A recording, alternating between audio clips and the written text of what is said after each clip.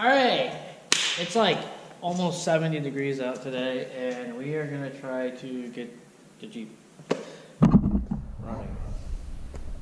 Which shouldn't be really that hard. I think what I'm going to do is put a battery in it, and it should fire right up.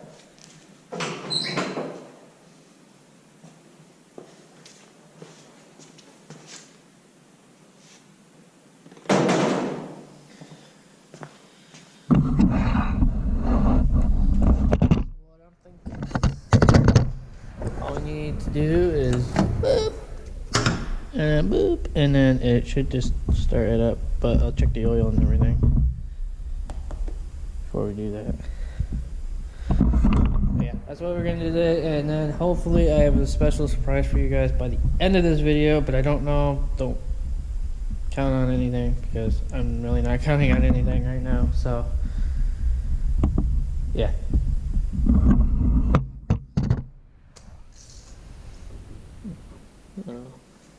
Okay.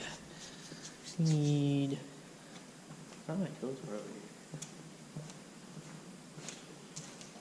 Oh, they are.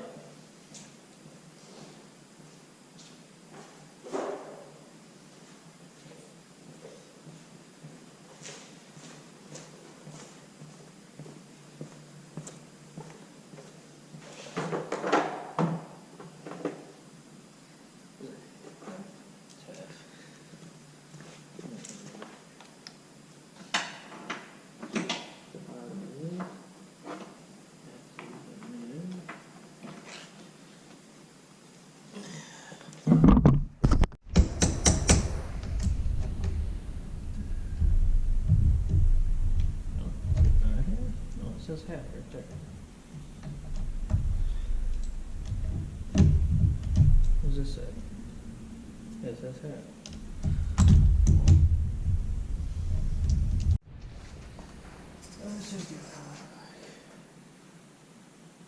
Huh, it's on add. That's fantastic. That'll be fun. What this is.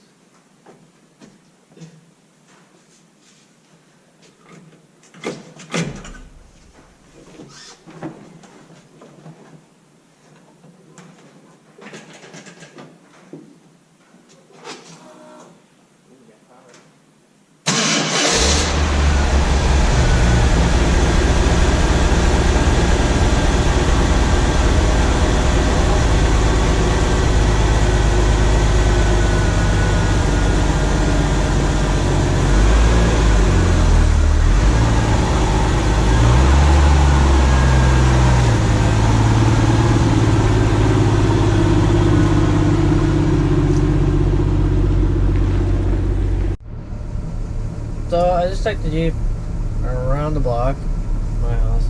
I was having problems with the power steering. Power steering seems to be fine now. I don't know why that is, but it's working fine. The gauges seem to be pretty much accurate. Fuel gauge obviously does not work. You replace that. Clock is wrong because I reset it. Oil pressure, that's supposed to be at 40, but it just does whatever. And the battery voltage, well, there isn't any. So, I don't know. I thought it was working. It seemed to be working. Maybe it's not working. I might need an alternator now for this. I don't know. But everything else seems to be working fine. It's got a little bit of wobble, but I think that's because it's been setting, and then the wheels may have come out of balance. They said they had a hard time balancing the wheels and the tires and stuff, so that may be because of that, but because it's been setting. But anyways, seems to be pretty good. I did notice the oil was a little bit low. It said add, but it was also the stick wasn't in all the way, so check that later. I do have a quart of it in there, in here, so that'll be good. But yeah, everything seems to be working. Shit's good. Brakes alright. But yeah, just a little bit of wobble, nothing horrible. So now, I figured I was gonna be fine, but I wanted to make sure. I gotta get it out today. Thinking about putting the 33s on the F-150, but I'm not 100% sure if I want to do that yet, just because there's something that I want to do to it, and change the tires afterwards. Yeah, put something over there, and then yeah. So now I just gotta wait for a phone call if this guy calls me. Hopefully he does. If not, then we'll just continue on for tomorrow. Short video, but I'll add something towards the end or something if nothing happens. So yeah, F-150. There's some things I need to buy and get for that. I do want to change the tires, but that's fine. And then yeah, so I think we're in pretty good shape. Besides the alternator, but that gauge could, you know, not be working. So we're gonna have to look into that real quick. But you guys be okay? Can't wait to drive this week. Next week looks kind of shitty. It's back in the 40s and the 50s, and cloudy and rain every day. And I'm probably not gonna drive this during that, even though it does have heat. But you don't get that much heat just because of the floors and how rusted it is.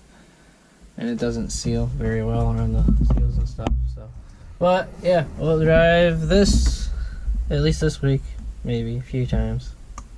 And then next week, I don't know. We'll drive something. We'll drive something else. I don't know. F-150 again, maybe. So, yeah. Cars.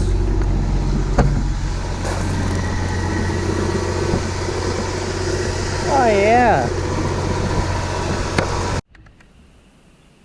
Alright. So I don't know if you guys can see this, but I'm gonna see how the battery is while it's not running, and then we're gonna start it up, and then we're gonna see how, because you should have 14 volts while it's running, so hopefully this will give us a test. Oh, is that the right thing? No, I do. Maybe? I don't know. I get confused. Should be getting...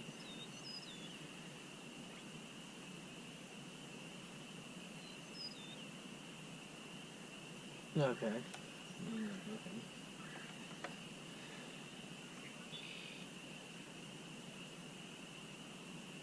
11.99.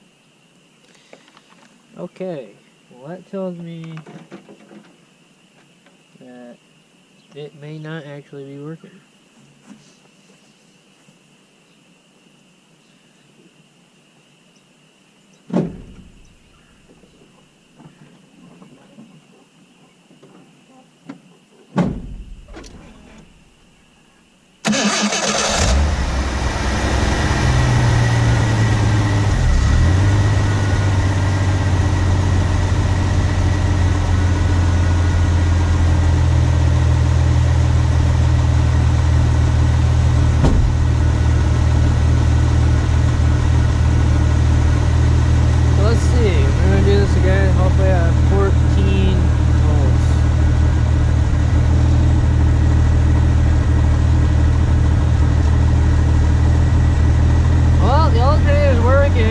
tells me the gauge does not work at all. So that's good to know. Alright. Alright, so I've been driving the Jeep for 3 days now. And I've came across a problem. I don't know what it is, because it seems like it should be running fine.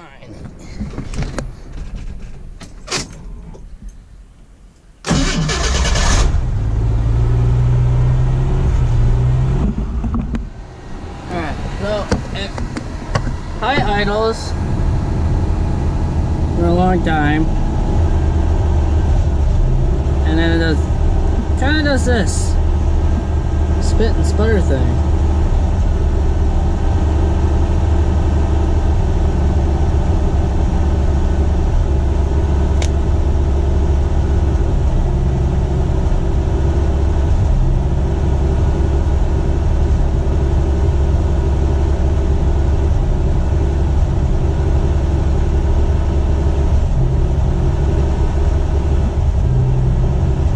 See who's gonna do it.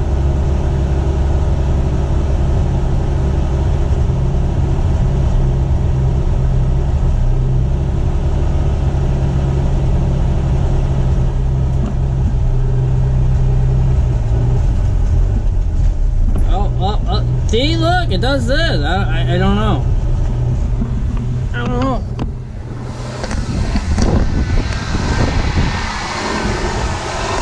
I don't know.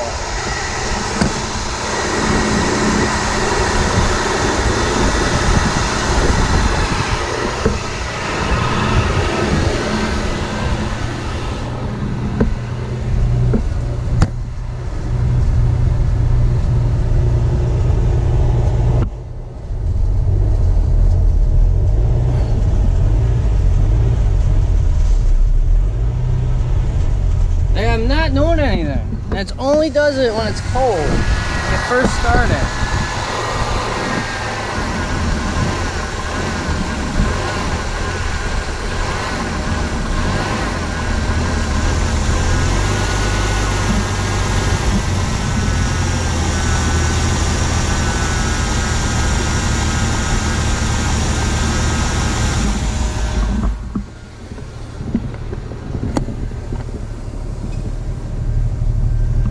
And now it seems to be alright. I have to just touch the gas. Like, all I do is, they're like, alright, nice. I don't know. But yeah, that's what I'm running into. And if I'm on a hill, it's worse. It makes it worse. So, I don't know. I took the filter off, looked at that, checked the oil, everything seemed to be fine. I don't know. So, yeah.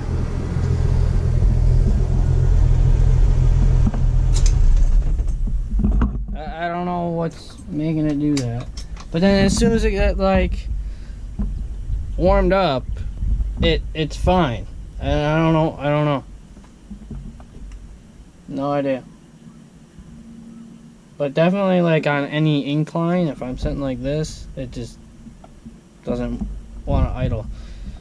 Where I park at work is a little hill like this, and same thing. I high idles for a long time, and then idles down, and then I actually had it die, or I don't know why, but it died, so I had to start it again.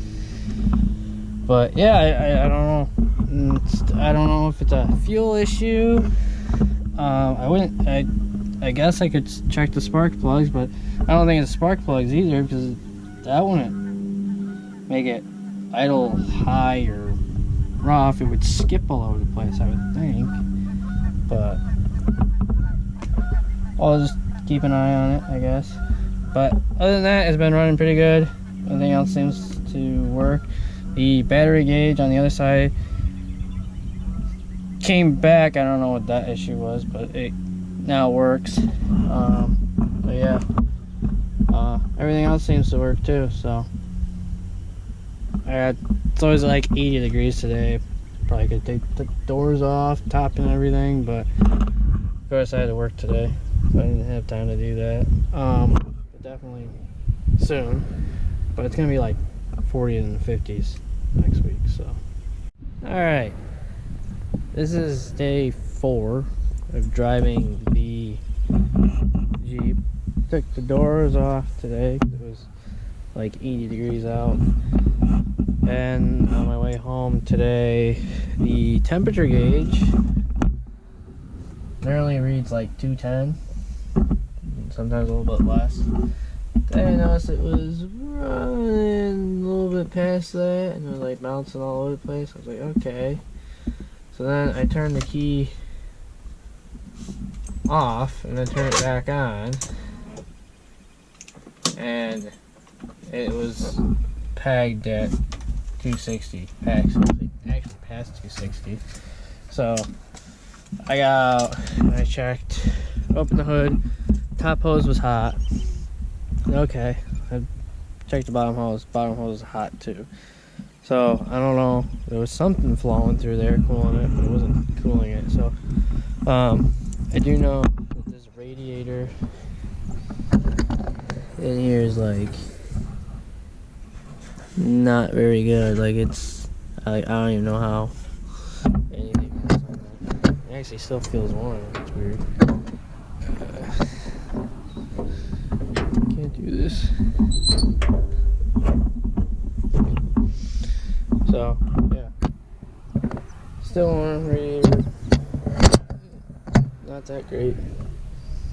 So I have to do a radiator upgrade or just change the fluid. That might help. I don't know. But I got exciting news, so we're gonna go do that right now. So alright, so if you can't tell, I'm stuffed up, not feeling the greatest today. But anyways, so Jeep overheated yesterday, don't know why. So today I'm gonna pop this up.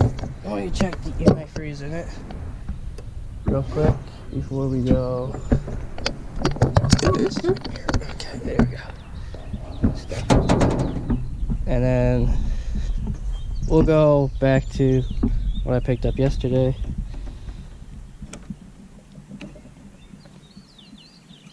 Okay, a little bit of bubbles. Well, the antifreeze is full and looks good. Okay. So I guess the next step it would be to check the thermostat, which I don't know how to check that. So we'll check that later, at a later date, I guess. Alright, walking over to the barn now. It's like afternoon, and neighbor stopped by, talked to him. He was asking questions about the Jeep, so we talked about it a little bit. We think it's the temperature sensor. That's what we think. That's what he thinks. I think. But yeah, because everything else seems to be okay. So now we can get to the exciting part. I haven't seen this thing in like 4 months, and I'm gonna explain to you where it's been, what we've been doing. So the F250 is back from the shop because of the brakes, and so that's where it's been for 4 months, and it's been quite a haul. The guy that's been working on it liked it when I first dropped it off. Now he hates it, which probably gonna hate it later too. So if you're gonna do a swap, make sure you do the right way, not the wrong way. Then this was not a good decision that I made. So yeah, I'll pop the hood and I'll show you what they did. We tried a few different things. We tried multiple different things, and so I went in for a brake problem. The brakes kind of work. They're a little bit better, but not fully to where I think they should be. He doesn't think they should be there either. So yeah, so we're still deciding that. But anyways, I'm gonna do some things to it maybe to see if I can get it better. but we'll see. I'll just pop the hood, show you what we did. So the first thing we did, I did the video that you guys probably saw. If you didn't see the video, go check that out. I changed the master cylinder. They thought it was at 2, but I said I changed it, still didn't do anything. So I said, okay. So we changed the booster. It's a new booster. And they got one for a diesel. And it worked. I drove it for like a day. And I had to take it back to them because as I was driving it, there was like constant pressure to it all the time, and there was all 4 brakes locked up. Like I was going uphill full throttle, just chugging for it, and it shouldn't be at all. If it does that, just there's something wrong. So there was smoke pouring out of both front brakes up front. In the rear, I just touched the rim and they were pretty hot. So yeah, all 4 brakes locked up. Don't know why. He said that maybe the thing, the rod sits in here that pushes the master cylinder.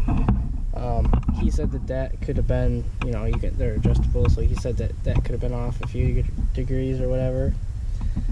So they put the old one back in, and they didn't really know what to do. So we thought about it. We came up with some things. So I told them just change the master cylinder. Well, change the booster again. And I'm not 100% sure, but I don't think this is the diesel one for the diesel. I believe this is for the gas engine, because this is a diesel, but it was converted to a diesel at some point of its life. I don't know if it was the previous owners. Previous owners claimed it was a diesel in here before them, which I doubt, because the title that they handed me still said gas. So it used to be a gas engine. This is a gas booster. They got a new vacuum pump, and they got one of these. They had a hard time getting the belt, this thing, off because somebody messed it up on the inside here. Inside here, it was all messed up. You gotta take this off with like a pulley or whatever.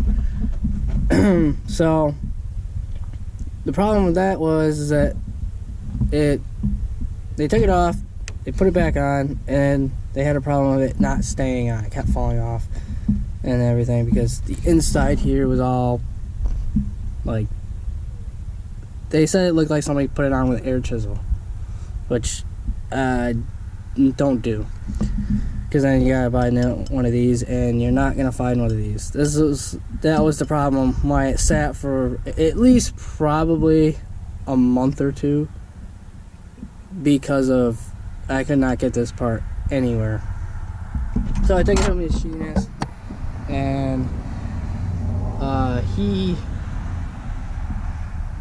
like I don't know what he really did, but he like drilled it, made it all smooth, and then welded it up, and then drilled to the size that he needed it to. I guess that's how he did it. So if you're a machinist, you probably know more than that, but that's what the concept I got.